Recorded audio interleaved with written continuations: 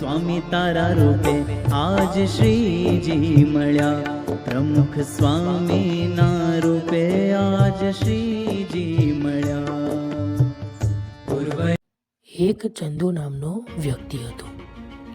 તે ચંદુ નામનો વ્યક્તિ એ ખૂબ ગરીબ હતો અને એ પોતાનું ગુજરાન નાની મોટી મજૂરી અને નોકરી કરીને ચલાવતો હતો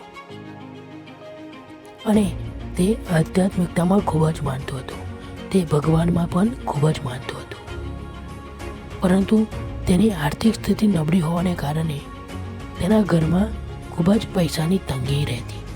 એના કારણે પોતાના શોખ પણ પૂરા કરી શકતો ન હતો. એમને એમ એ પોતાનું જીવનમાં પૈસાની તંગીમાંથી ખૂબ દુઃખ અનુભવતો હતો. એના કારણે એના ઘરમાં, સમાજમાં બધે જ વરવા ઝઘડા થતા હતા. એને ખબર પડી કે મારા ઘરમાં ઝઘડા પૈસાને કારણે થાય છે. અને કેવું થતું કે થોડા દિવસોમાં એની પાસે જે કાંઈ પૈસા આવતા એ કઈ બાજુ વપરાઈ જતા એ એને ખબર જ ન હતી. પણ એને કોઈ સાવચેતી રાખી નહીં. એને ઇગ્નોર કરીને ચાલવા લાગ્યો. થોડા સમયમાં એને એક સમોસાની દુકાન ચાલુ કરી. એને ખબર પડી કે મારા ઘરમાં પૈસાની તંગી છે, એના કારણે એને સમોસાની દુકાન ચાલુ કરી. સમોસાની દુકાન ચાલુ કરી. તેના સમોસા લોકોને ખૂબ જ ભાવતા અને એના દુકાનમાં ખૂબ જ ભીડ રહેતી સમોસા લેવા માટે. આમ તે રોજનું 2-3 હજારનું વેચાણ કરી નાખતો અને તેની પાસે મહિને 50,000 થી 60,000 રૂપિયા ભેગા થતા. આમ થોડા મહિનાઓ સુધી આ બધી વાત ચાલી, પરંતુ જ્યારે મહિનો ખતમ થાય અને આ ચંદુ પોતાના ગલ્લામાં જોવે ને કે આ ગલ્લામાં કંઈ બચત થઈ છે, તો એ બચત એમાં 0 થઈ જતી.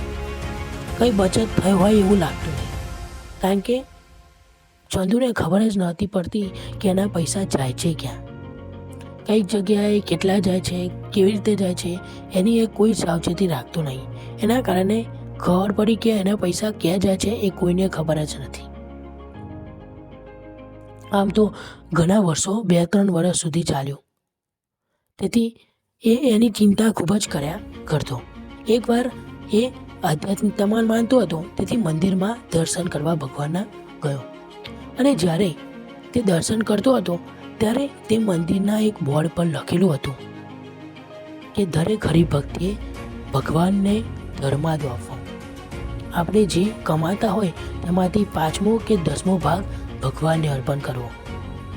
આની વિગતવાર એને ખબર પડી કે આ ધર્માડો એ શું હશે, એટલે એને કંઈ ખબર નથી. તેથી એને તેની વિગતવાર માહિતી લેવા માટે સંતો, ત્યાંના જે પૂજારીઓ હતા તેમની સાથે વાત કરી અને ત્યાંના જે પૂજારીઓએ, સંત પૂજારીએ કહ્યું કે ભગવાન આપણને આટલી બધી દુનિયા આપી છે, તો આપણે ભગવાનના કાર્ય માટે આપણે ધર્માદો આપવો જરૂરી છે. 5મો કે 10મો ભાગ જે બને આપણે આપણા ભગવાનને ધર્માદો આપવો જરૂરી છે. તેથી એને ધર્માદાનો મહિમા સમજાયો અને તે થોડા દિવસો બાદ ધર્માદો તેને ચાલુ કરવાનું નક્કી કર્યું. રોજ એની જે 2,000 કે 3,000ની કમાણી થતો તેમાંની 10% કાઢી, એટલે કે 200 કે 300 રૂપિયા તે મંદિરમાં લખાતો થયો. આમ થોડા વર્ષો વીતી ગયા અને ફરી એ જ્યારે મંદિરમાં આવ્યો ત્યારે એની પરિસ્થિતિ કંઈક અલગ જ હતી. એ દિવસે તેને તે ધર્માદામાં 1 લાખ રૂપિયાની ભેટ લખાવી. તો બધાએ પૂછ્યું કેમ? ત્યારે એ વ્યક્તિએ કહ્યું કે જો આ ધર્માદો ના હોત ને તો હું મારા જીવનમાં સુખી ન થઈ શકાત. કારણ કે આ ધર્માદો એવી વસ્તુ છે કે જેના કારણે હું આજે સુખી થયો છું. કારણ કે પહેલાં તો કેવું હતું કે મારા જીવનમાં હું ગમે તેટલું કમાતો ને, પરંતુ મારા પાસે રહેતું ન હતું. મને ખબર જ નહોતી પડતી કે વસ્તુ જાય છે ક્યાં. અને જ્યારથી હું ધર્માદો કરું છું ત્યારે ભગવાન મારી બુદ્ધિમાં અનેક ઘણી શક્તિઓ આપે છે. એના કારણે હું પહેલાં ફૂલો વગેરે નહોતું વેચતો, પરંતુ હવે સારામાં સારું હું વેચાણ કરી અને સારી જિંદગી જીવું છું. જો આ છે ધર્માદાનો કમાલ. ક્યાં એ સોસાયટીમાં રહેતા હતા, ક્યાં એમને ખાલી કરવાનું થયું અને ક્યાં એમને બીજો મળી ગયો. તો આ છે ધર્માદાનો પ્રતાપ. ધર્માદો જો આપણે કરીશું ને તો આપણું જીવન સારામાં સારું થઈ જશે. માટે આપણે ધર્માદો કરવાનો. ધર્માદો કરીશું તો આપણે ખબર પડશે કે આપણે પણ ભગવાનને કંઈક આપીએ છીએ. જે કંઈ 5મો કે 10મો ભાગ આપણને ભગવાનને અર્પણ કરવો જ જોઈએ. જેમ ચંદુભાઈનું જીવન બચી ગયું અને તેમને નવું જીવન જીવવાની ભાવના મળી, એવી જ રીતે આપણે પણ આપણા ભગવાનને જો આ ધર્માદો કરીશું ને તો આપણું જીવનમાં આપણા નવા વિચારો આવશે.